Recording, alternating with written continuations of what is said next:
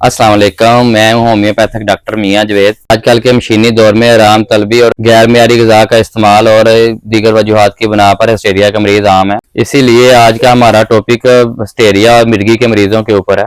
Hysteria के मरीज़ों में ज़्यादातर पट्ठों का खिंचाव, असाबी दर्दें, उसके साथ साथ सर दर्द, चक्कर आना आम होता है, गशी के दौरे पड़ते हैं। मिर्गी के दौरों के मरीज़ों के ज़्यादातर नींद बहुत ज़्यादा डिस्टर्ब होती है, जिनकी वजह से वो सारी रात सो नहीं सकते, बेख्वानी की कैफियत रहती है उनको। अगर सोते हैं तो वो अक्सर जो है ना जाग के डर जाते हैं। मिर्गी के दौरों के मरीजों को अक्सर गमगीनी, परेशानी और नाज़ुक मिजाजी आम रहती है। मिर्गी के मरीजों के लिए अब हम कुछ होम्योपैथिक में मेडिसिन के बारे में बात कर लेते हैं, जिनके के वो इस्तेमाल करके मिर्गी के दौरों से राहत हासिल कर सकते हैं। R33 एक ऐसा कम्बिनेशन है जो कि आपको हैरत अंगेज़ तौर पर मिर्गी के दौरों से राहत दिलाएगा। मिर्गी के दौरों के दौरान अगर आपको दिमागी रगों में रुकावट पैदा होती है तो इसके लिए R33 बेस्ट ड्रॉप है। और R33 जो सदमे और बेचैनी की कैफियत में भी R33 बेस्ट है। R33 ड्रॉप से अगर आपको डिप्रेशन हो रही है या टेंशन हो रही है, अगर खिंचाव महसूस हो रहा है तो उसके लिए R33 ड्रॉप्स इस्तेमाल, जिससे आपको बहुत ज़्यादा सुकून मिलेगा।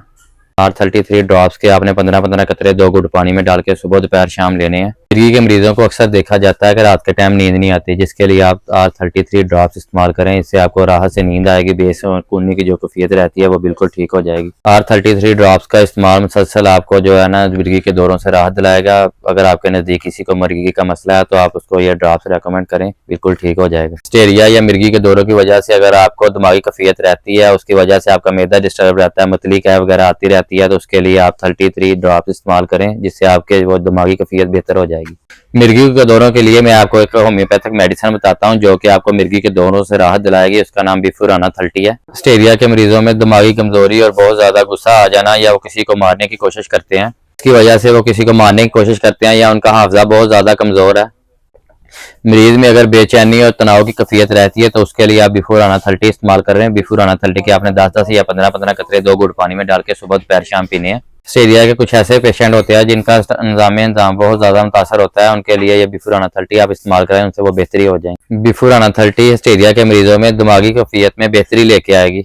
जैसा कि आपका मरीज जो है बैठा हुआ है, बहुत ज्यादा रो रहा है, गुस्से में है, या चिड़चिड़ापन कर रहा है, तो उसके लिए आप बिफुराना 30 इस्तेमाल करें, जिससे उनकी तबीयत में बेहतरी आ जाए। बिफुराना 30 जिस्मानी, दिमागी और असाबी मरीजों के लिए बेहतरीन मेडिसिन है। अगर आपके किसी मरीज में मिर्गी के दौरे पड़ रहे हैं तो आप बिफुराना 30 का इस्तेमाल लाजमी करवाएं, जिससे उनमें बेहतरी आ जाएगी। आप ये दोनों मेडिसिन का इकट्ठा इस्तेमाल कराएं, जिससे उनके मरीजों में मिर्गी के दौरों में बेहतरी आना शुरू हो जाएगी।